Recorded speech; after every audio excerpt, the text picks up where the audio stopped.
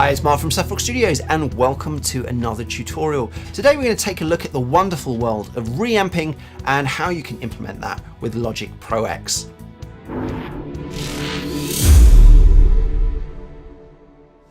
So what is reamping? Effectively, it's where we capture the sound of your guitar direct at source. So the sound that's coming down your guitar cable from your guitar immediately, if we capture that, we can then reroute that off later on through an amp, through pedals, through whatever, and you can change that sound at any point in your mixing process until you print that sound into an audio track. Okay, so I effectively put down, if you run a guitar into a distortion pedal and you've got that distortion pedal on and you capture that audio, there's no way of taking that distortion off. It's imprinted onto that guitar take. So there's no way that you can reduce the gain, you can only add more basically, and that would be distorting distortion, which is not necessarily the sound you're going for, but it's a world of options out there. There is a world of options, and really I like to think of reamping as giving you those options. If you do not do it at the start, those options are null and void. You have none. You have purely what you captured, and it can be so easy to just capture that simple unprocessed tone, and it gives you that option that you can do later, whether you do anything with it whatsoever.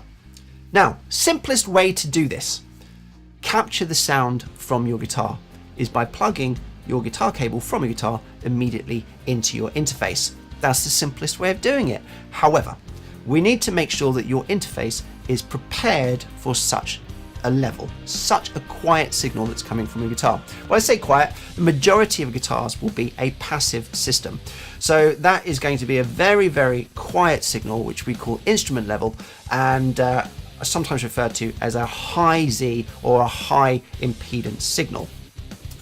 Basically, if you're plugging that into your front of your interface, you need to make sure that your interface has an instrument switch on it, so it's prepared to listen to such a quiet signal. Otherwise, you're going to have a signal that's quiet going into a line level input, and a line level input is much louder. If you're using an active pickup system that is has the buffering and that has a little preamp basically in there, then that's going to make it much louder, which should work just fine with a line level input.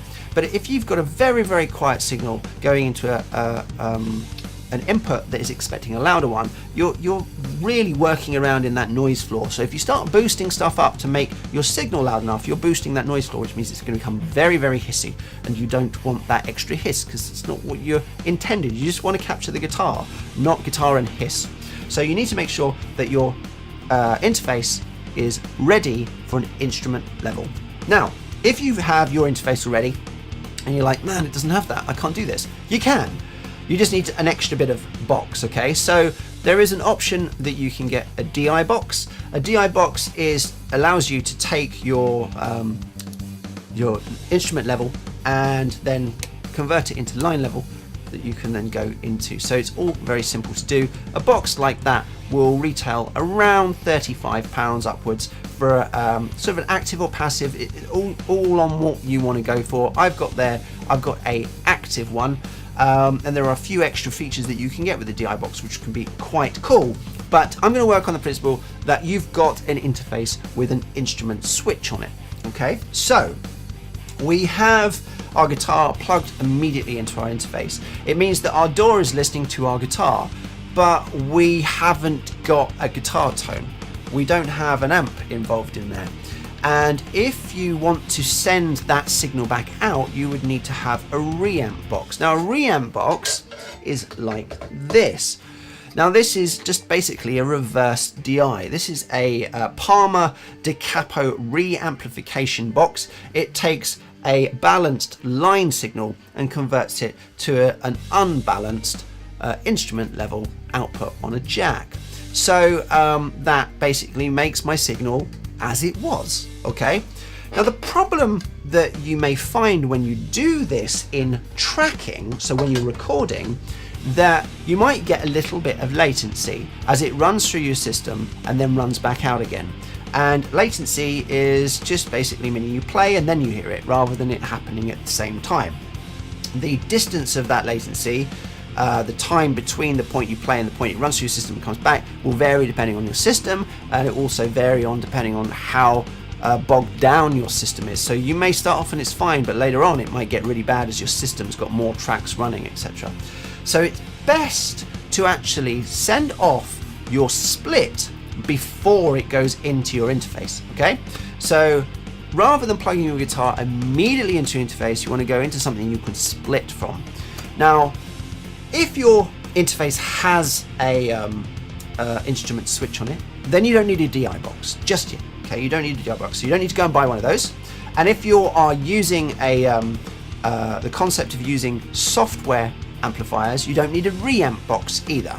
But it's only when you start to come out into the real world that you need a reamp box. Okay, so far you still don't need to spend any money. You might be able to do it with the stuff that you've got, but to be able to split off, we need something to get involved in there. Now, again, looking through the stuff of things that we may already own, a fantastic way of being able to get your audio split off is by using a tuner. Now, a pedal tuner, stage tuner, often has obviously your input, and then it has two outputs. So you've got your output and your bypassed output. So effectively what you can do with this is you can put your guitar into your input, you can run your output off to your normal rig, so you get an actual guitar tone that you can play with, and then using the bypass you can send that bypass signal into your interface at an instrument level, and we're all good to go. We've got a split signal. All right, so that should get you working.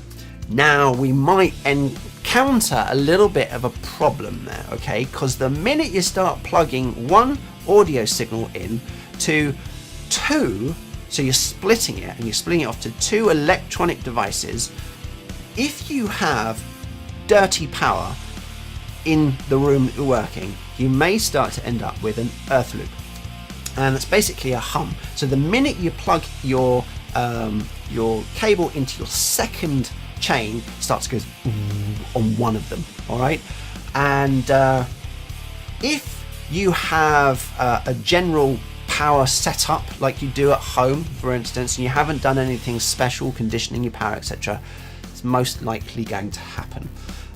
Sometimes you may find that you get the earth hum on your amplifier rig rather than on your actual unprocessed sound. So if that's the way it happens, then maybe you can just keep going with it. You can live with it, all right? Because it's only when you're doing the two together.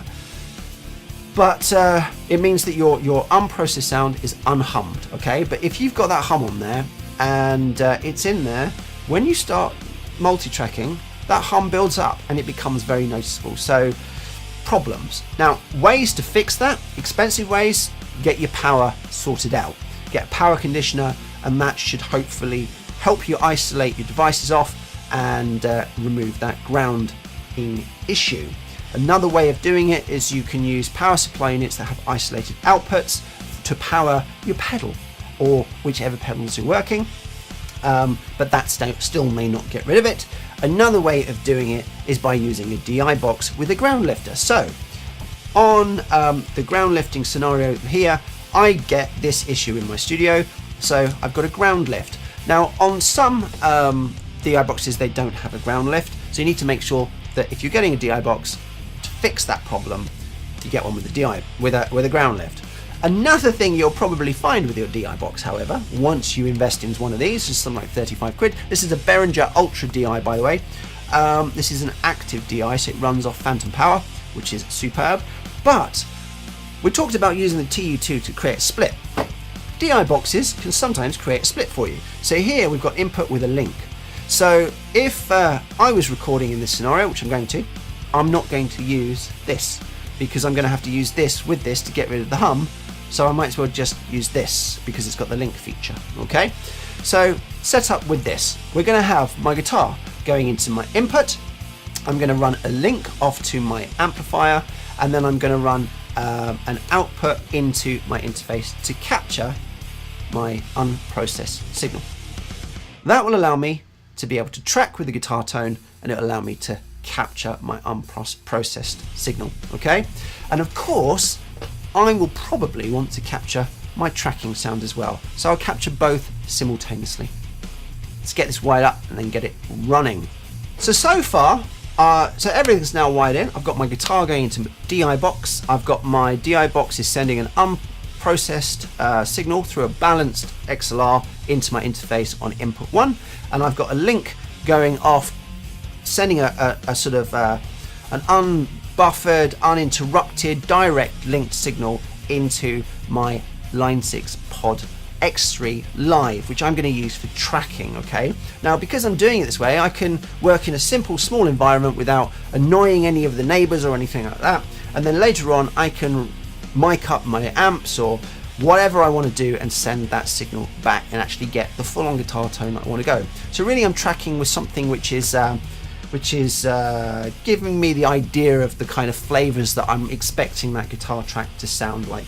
I might even just leave that guitar track in there as it is. So many options that we can go with. So let's take a look at Logic and get set up. So I've got a blank template here, and I need to add 2 audio tracks, okay? And I need one for my tracking guitar sound, which is going to be my pod, and I need one for my unprocessed sound, okay? So let's go over audio input 5 for the output of my Pod X3 Live, and then I'm going to stick a title on that, which is pod. Then I'll go over and I'll create a second audio, which is going onto input 1, and this will be my DI, okay, which I shall use for reamping later. I don't want the input monitoring turned on because I'm hearing my guitar tones all being processed through the interface, through the computer, so there's no latency there. I don't want a doubling chorus effect, so I've got that turned off, and I'm going to mute my DI signal, so when I play back and listen to what I've played, I hear it with the actual imprinted guitar tone on it. I've still got the options later if I wish to. So let's record something in. Alrighty, so here is my Ibanez 550EX, and I'm going to stick on a drive tone. So my guitar signal is very loud on my DI. Turn that down.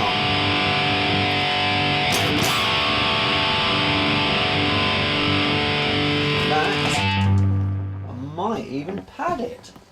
There we go.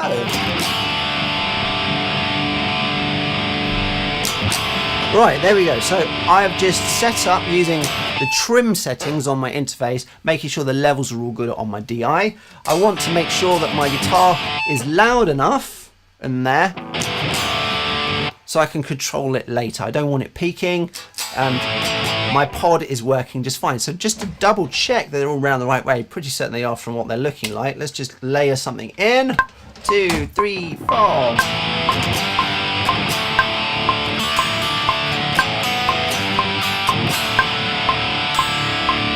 All right, so there we go. Checking that down.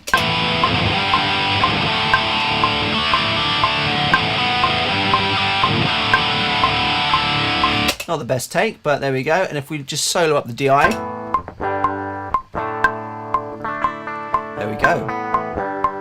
All right, so you can see that everything's running as it needs to be.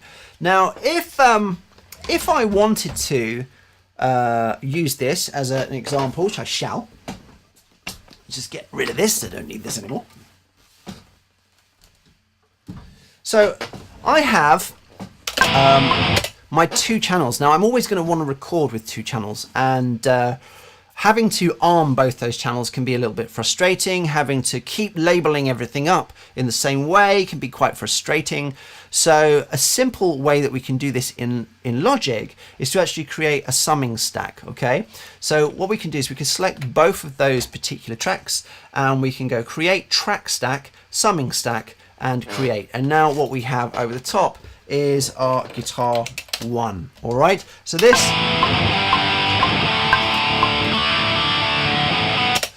is all done for us. Now that means that I can duplicate that guitar 1 and down it goes. So if I want to do another guitar take with a different guitar tone, I can quite easily just repeat everything that I've just done. Okay, so let's get rid of that because I don't need it. Now, I've recorded my guitar tone in. I've got quite an aggressive distortion there. Let's create the scenario that I want that to be slightly softer. I want it to be cleaner, okay? I cannot run that distorted take back through an amp on a clean channel and expect it to go clean. You can't remove the distortion, okay? So I need to use that DI. So this is where we start to actually kind of reamp, okay? We've got our signal there. We want to send this into a new audio chain that has a different guitar tone element to it. Now we can do this in the virtual environment. Now many of you will like to use things like amplitude or whatever. We have in the Logic plugins, etc., we have the amp designer, which is absolutely perfect for what I want to show you today.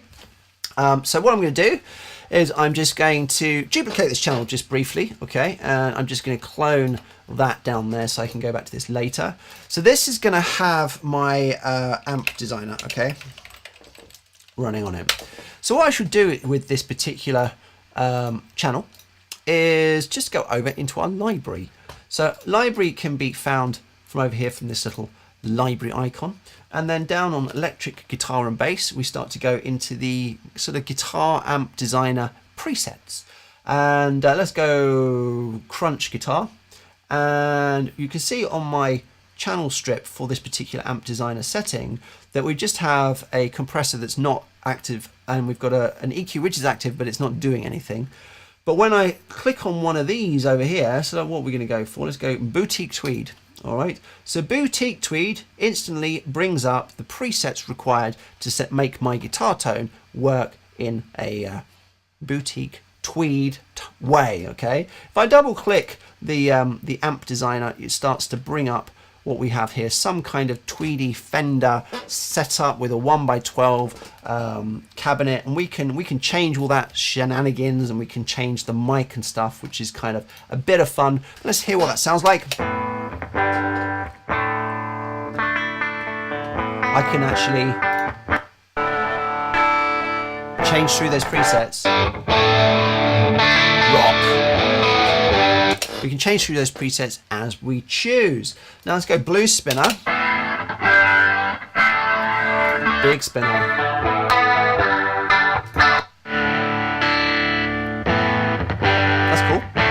Alright, so Big Brute Blues is what we've got there. Now if we take a look at Big Brute Blues, you will find that it has a ribbon or 121 as part of its preset.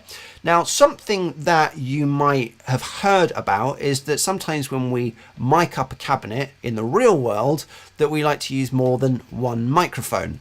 Well, of course here in Logic's amp designer you can only use one at any one time. But it doesn't mean that we can't run two settings of it. Now, obviously, this means that we have the more power being used, but I've now got two of them. I've cloned them up. So I can go into this one and I can change that to, let's say, a 57, and I can move that to where it needs to be. All right. So now this one is with a 57, and this one is the 121. Yeah, there we go. So that can be wherever it may need to be. Now, of course, where I've just put those mics doesn't mean that they're the right point. You're probably going to encounter with multiple miking, you're going to get phasing issues. So you need to spend time to actually make sure that you aren't creating any problems for yourself. But the principles are that you can have multiple miking on the one guitar amp. Okay, so that's one way of doing it. Now I've just used the amp designer settings there, presets. You can go and build exactly what you want, and everything has been done internal. Okay, you might want to be using amplitude, you may be using, like, you know, Helix in its native form, whatever it may be that is your go-to guitar plugin. You can reamp it like that, and once you've got your settings exactly how you like it, you can just duplicate them and go wherever you like. You can, if you wanted to, you could take the one guitar signal and you could have, let's go, so we've got 121 there, we've got the 57 there. Let's just choose something else. So Delta Slapback, or whatever this is, or Delta Blues. Let's just go bluesy and bluesy, okay? So we've got Delta Blues, and we've got one that sounds like this. And we've got one that sounds like that. So you could then start to do panning options. And it's taking your one signal and starting to make that one take sound much bigger with a stereo rig. Be very, very careful that you check your mono mixes and make sure you're not starting to lose stuff. But if you don't care, then whatever. There you go. That's the whole other world of mixing, okay? But this is just talking about reamping. So we have options. We have options. What I said earlier when we first started this video. It's giving you options to do stuff later on from that original guitar take. I still have, remember, the original tracked guitar tone through the pod, but it's getting my mutes all messed up. I always want to remember what the quick term is for that, and I never can. It's something like hold down control or something. But there we go. The amp designers we got there, and you can do any form of virtual cabinet software shenanigans you choose you want to. But if you want to start getting signals back into the real world, then we need a new box. So I showed you earlier, we have this reamp box. So this is a Palmer da Capo reamp box that takes a line level signal and converts it back into an unbalanced instrument level signal, okay? So what you'll need to make sure you can do with your interface is that you can send signal out of it into a box like this. Now, if you only have one output, i.e. your stereo output, you're going to need to unplug it from your monitors. So you won't be able to monitor what you're doing necessarily, which, unless you've got headphones on the front, which you can always work with. But if you have multiple outputs, I do, I'm going to basically use my stereo output on 1 and 2 to my monitors, and then I'm going to use output 3 in mono to my reamp box, which I can then, once I've got this capability working, I can send that back through any amp chain or pedal chain I want. I can even start to mix up stuff. So if I wanted to put a real pedal with the amp designer, I could say, right, let's take a preamp pedal. I've got a Rev G4 here. I go, okay, let's take a Rev G4 and we put that into a transparent amp and some sort of modern American 4x12 cabinet, mic it up, 57, dual mic it with a 414 or whatever it may be that's your go-to flavor. And then you can test whether that sounds good. It still doesn't mean that you've lost your guitar part. You're just purely producing the tone that you like. So lots of different worlds. But what I'm going to do here is I'm just going to go back through my pod, because I'm going to work on the principle that that original guitar take that was there was more like what I wanted, but there's just too much gain. Okay, I want to bring that gain down. So let's see about doing that. So let's mute that up. Let's get rid of those amp designer tones there. And we've still got our original DI. Okay, so here we go. Let's get this plugged in to output 3. A short while later. Okay, so that's now running there. I'm then going to take my audio cable. Let's not the right one. Here we go. So here we go. We can see this is the guitar cable that is going into my pod. So I'm now going to plug this into my reamp box. So now with this soloed up and changing the outputs, so I've got to go to DI, that channel, and I've got to change the output. Now, because I used the summing stack is working on bus 3, and we need to make sure that we're not getting the output going to that bus 3 for this particular DI track anymore. We need to make sure this is now going to my real world output on the back of my interface. So changing this DI to bus 3, we're going to go to output mono and output 3. And there we go. So now that signal is going straight out the back into my Palmer reamp box, which is running the cable back into my pod. So the tones we're about to hear now are coming from my pod. And I can change the tones on the pod. Clean sound.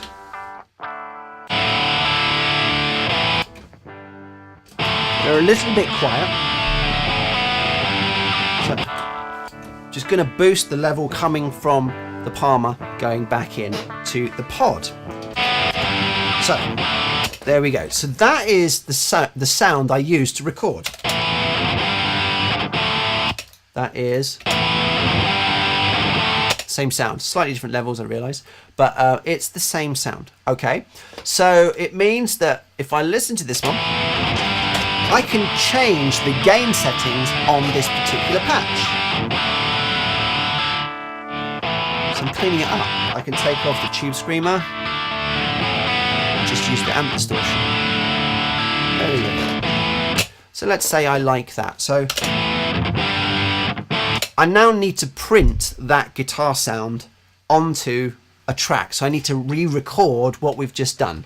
So I've got the DI running back out. I'm going to create a duplicate of this, and I'm going to go onto there and go lower gain. Okay. So let's arm that up, get rid of that one there. We've got low gain going, everything's good. No reason why that's not going to work. And let's just record it.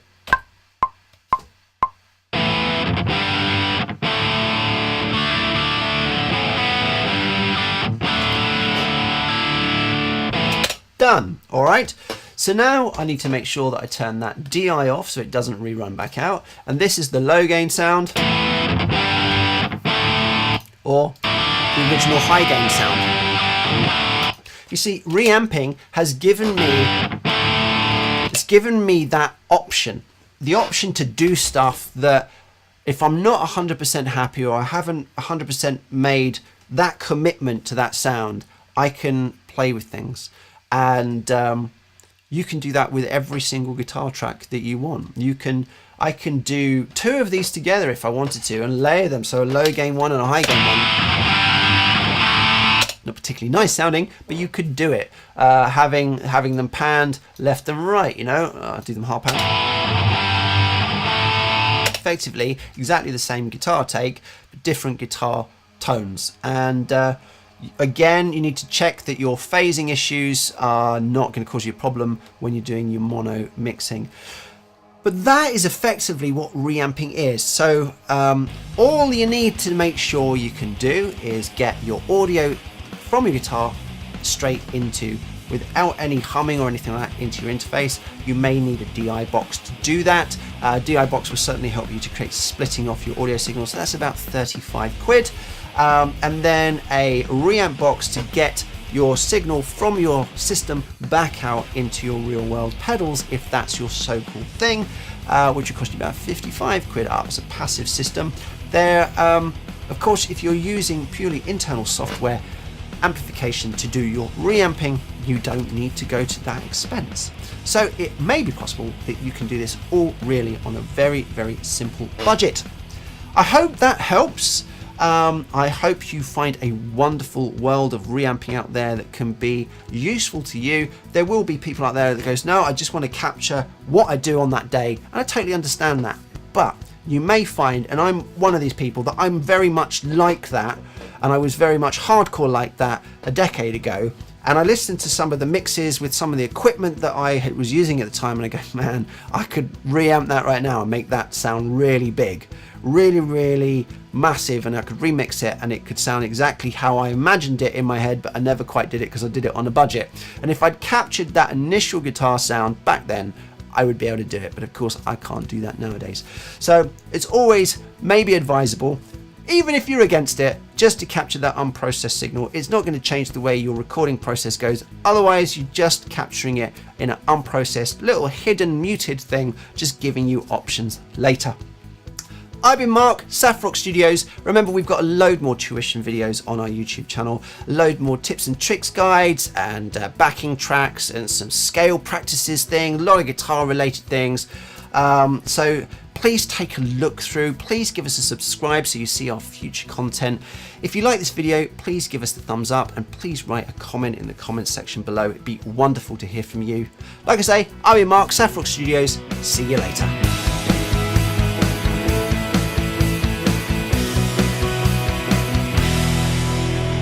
you.